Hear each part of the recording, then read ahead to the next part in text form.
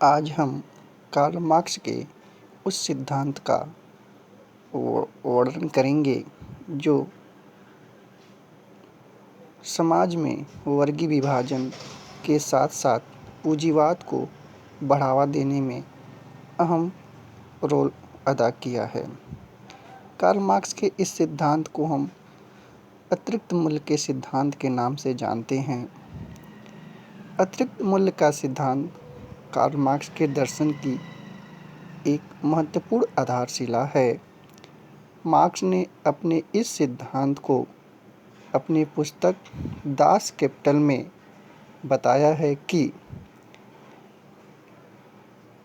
पूंजीवाद एक प्रकार का वह व्यवस्था है जिसमें श्रम का शोषण किया जाता है।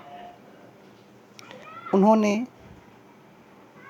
अपने इस सिद्धांत में, जिसे हम अतिरिक्त मूल्य का सिद्धांत कहते हैं, समझने के लिए मूल्य के स्वरूप को समझाने का प्रयास किया है। मार्क्स वस्तु के मूल्य को पैदा करने के दो आधार बताते हैं।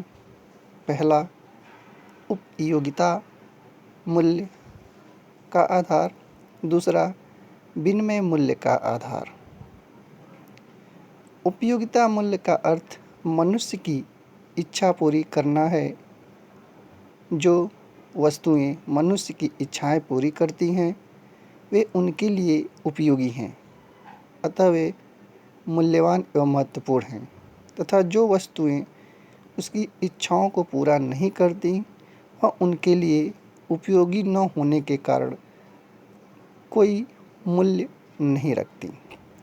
उदाहरण के लिए, अत्यधिक भूखे के लिए भोजन उपयोगी है, लेकिन भर पेट भोजन किए हुए व्यक्ति के लिए यह उपयोगी नहीं है।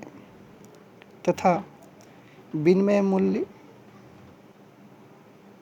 के आधार पर उन्होंने स्पष्ट किया कि विनिमय मूल्य उस अनुपात को कहते हैं जिसके आधार पर किसी वस्तु को दूसरी वस्तु के बदले दिया जाता है। उदाहरण के लिए, एक व्यक्ति कोई अपना सामान या वस्तु देता है तो दूसरे वस्तु से कोई वस्तु या कोई सामान प्राप्त करता है। इस प्रकार एक दूसरे की वस्तुओं का विनिमय अर्थात अदला बदली होता है। वस्तु का यह विनिमय मूल्य श्रम के आधार पर निश्चित होता है, किंतु पूंजीपति श्रमिक को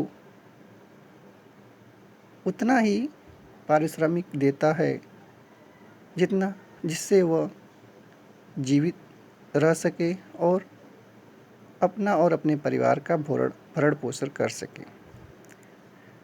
अर्थात किसी वस्तु के निर्माण में सिर्फ पूंजीपति का पैसा ही नहीं लगा होता है, बल्कि श्रम का बहुत बड़ा हिस्सा भी उसमें शामिल होता है। तत्पश्चात उस वस्तु के मूल्य का निर्धारण होता है। लेकिन पूंजीपति अपने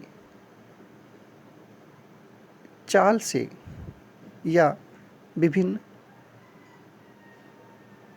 माध्यमों से श्रमिक के श्रम का उचित मूल्य न देकर उसके श्रम का बहुत बड़ा हिस्सा स्वयं हड़प लेता है।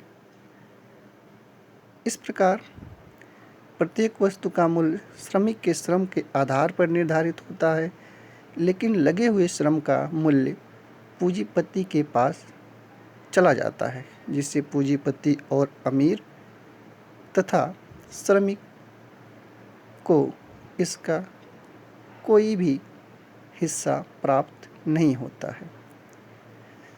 कार्ल मार्क्स ने इसे ही अतिरिक्त मूल्य के सिद्धांत के आधार पर पूंजीवाद के विकास को बताने का